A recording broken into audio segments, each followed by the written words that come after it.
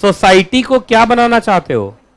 Section 8 company. देखो भाई, society तो सेक्शन 8 कंपनी ही बनेगी, क्योंकि सोसाइटी का पर्पस और सेक्शन 8 कंपनी का पर्पस सोशल पर्पस है। तो उसको नॉर्मल कंपनी तो तुम बनाने से रहे।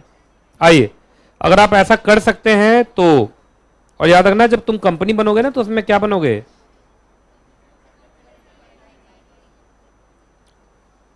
सेक्शन 8 और कंपनी लिमिटेड बाय। आइए, कुछ नहीं करना है आपको, ये सारे के सारे डॉक्यूमेंट आपको जमा करने हैं। बोलिए क्या क्या? एक लिस्ट जमा करो जिसमें क्या क्या लिखा रहे, तुम्हारे सारे के सारे पर्सन जो मेंबर्स हैं उनका नाम, एड्रेस, ऑक्यूपेशन। और याद रखना ये जो मेंबर्स बने हैं ना, ये अभी तुरंत नहीं बने हो, कम से कम 6 दिन पुराने हो। जैसे आज हम एप्लीकेशन लगा रहे हैं और बोले कल ही तो मेंबर बना है ये ना, कम से कम जो भी मेंबर का नाम आप दिखा रहे हैं वो कितना दिन पहले मेंबर बना हो? 6 दिन तो कम से कम पहले मेंबर बना हो। तो इतना भी ताज़ा मेंबर मत लाओ, कम से कम 6 दिन पुराना मेंबर लाओ। तो 6 दिन पुराना मतलब कम से कम 6 दिन पहले जितने लोग मेंबर होंगे उनका नाम दे दो। क्या दे दो? नाम, एड्रेस, ऑक्यूपेशन, और उसके साथ एक प्रूफ ऑफ मेंबरशिप भी दो कि वो सच में तुम्हारे सोसाइटी का मेंबर है या नहीं। अब तो ये कंपनी बन जाएगी। सोसाइटी को कन्वर्ट कर रहे हैं ना कंपनी में। चलो एक लिस्ट और दो भाई कि किसको तुम फर्स्ट डायरेक्टर बनाना चाहोगे, और अगर जिसको तुम फर्स्ट डायरेक्टर बनाना चाहोगे उसका डिन नंबर दो, पासपोर्ट नंबर दो, रेजिडेंशियल एड्रेस बताओ, और वो और कहाँ कहाँ डायरेक्टर सब है ये सब भी बताओ, क्योंकि अब तो ये कंपनी बन जाएगी तो ये आदमी डायरेक्टर बन जाएगा। उसके बाद अपने जो भी तुम्हारा गवर्निंग बॉडी है, अब तो बोर्ड ऑफ डायरेक्टर होगा, पहले क्या था? Governing body.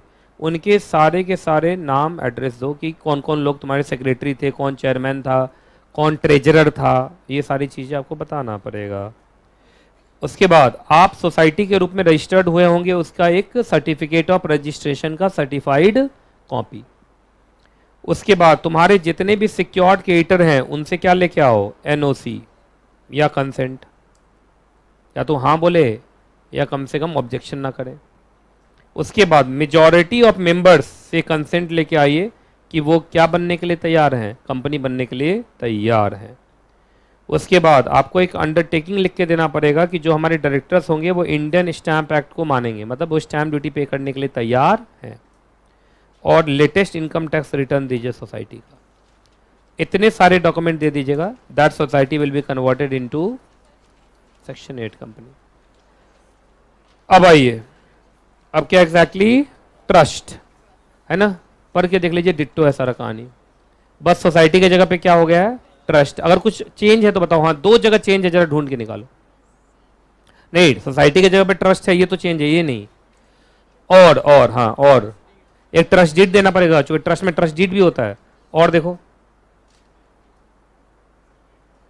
और ढूंढो, और ढूंढो, और ढूंढो, क्या है? इनकम टैक्स रिटर्न तो पीछे भी था नहीं? इनकम टैक्स रिटर्न मुझे लग रहा है लगभग सब सेम है ना? सब कुछ क्या exactly? Same same, Shem Shem नहीं, SAME सेम सेम।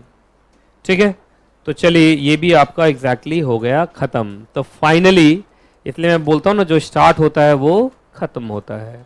तो वो हो गया ना खत्म। क्यों हो गया ना खत्म? तो तुम लोग घबराते क्यों रहते हो? ये भगवान इतना पढ़ना है, उतना पढ़ना है। अरे जो स्टार्ट होता है वो खत्म भी होता है ना? चलिए जी, तो अब ब्रेक का टाइम।